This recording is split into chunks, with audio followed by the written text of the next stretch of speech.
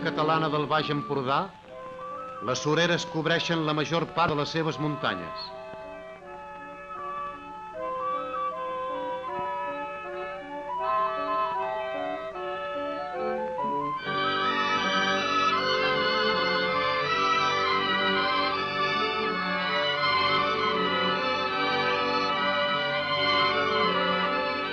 Estenent-se per les seves valls, s'aboquen al mar per entre les abruptes roques de la Costa Brava.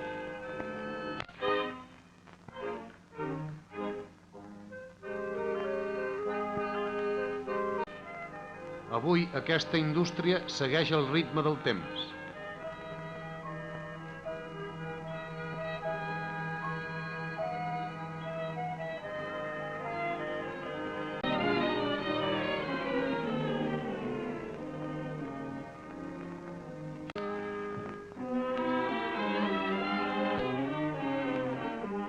En els aparadors de les botigues i en les vitrines de l'hotel apareixen als nostres ulls els més diversos objectes de suro.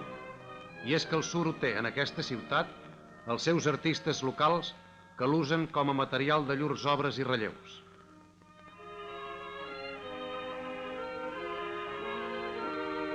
Un d'aquests, amb extraordinària paciència i gran habilitat, ha compost aquest quadre en relleu on podeu veure el procés de la indústria del suro tal com s'estilava al país, car ara ja va desapareixent, malgrat que la vulguem fer reviure a través d'aquest quadre.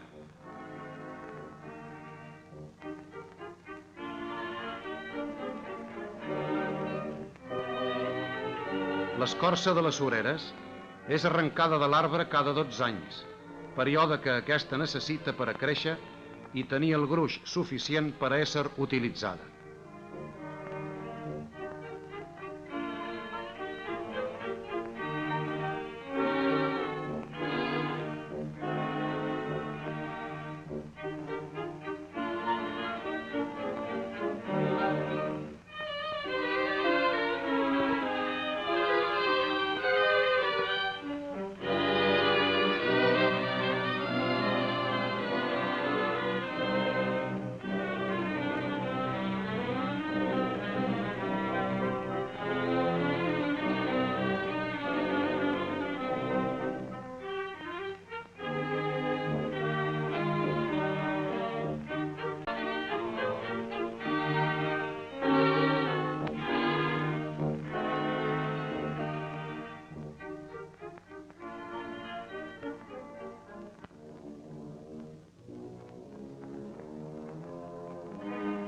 La primera operació a la qual és sotmès el suro és una llarga ebullició per ablanir-lo i fer més fàcil la seva elaboració.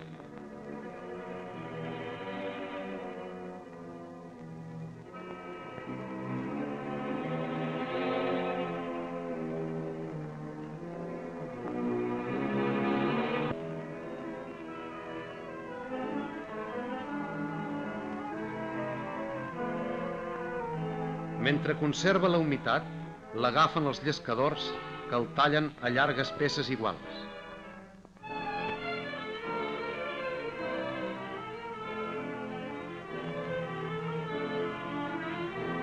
Després, els carradors el divideixen en petits trossos i ja comença la selecció.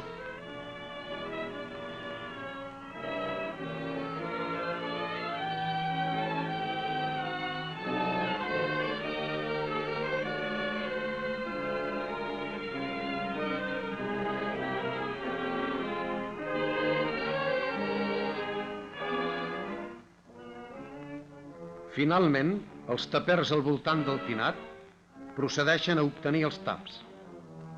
No caldrà remarcar l'extraordinària seguretat de pols que es necessita per a fabricar taps a mà.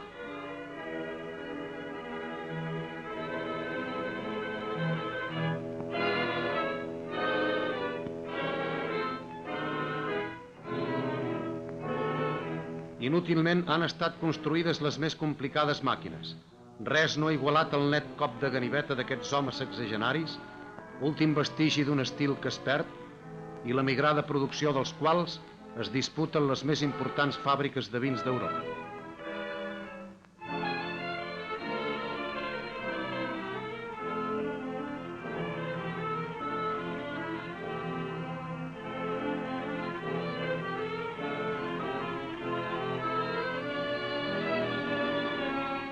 Gairebé tan vells com la fabricació dels taps a mà, són els principis d'industrialització del suro, que donaven treball a l'element femení de la població. Eren petites fabriquetes plenes de llum i d'alegria.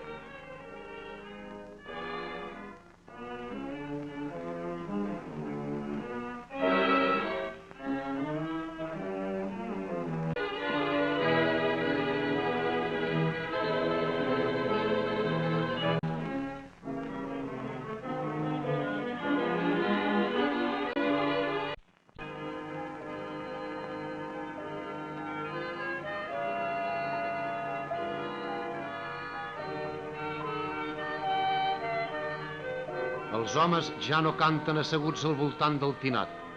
Són esclaus de les barrines mecàniques.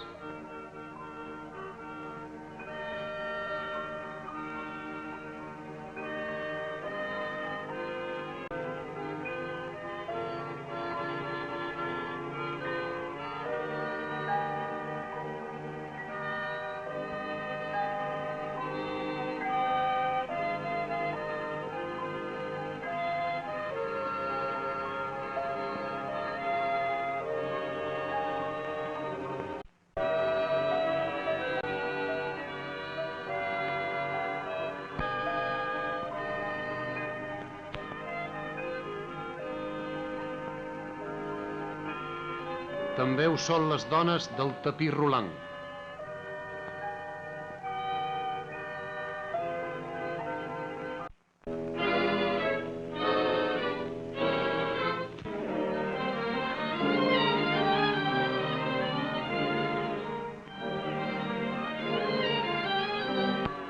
Altres productes s'obtenen del suro.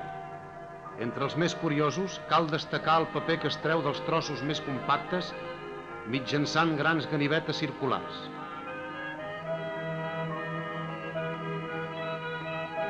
Un impressor de Sant Feliu feu una edició del Quixot amb aquest original paper.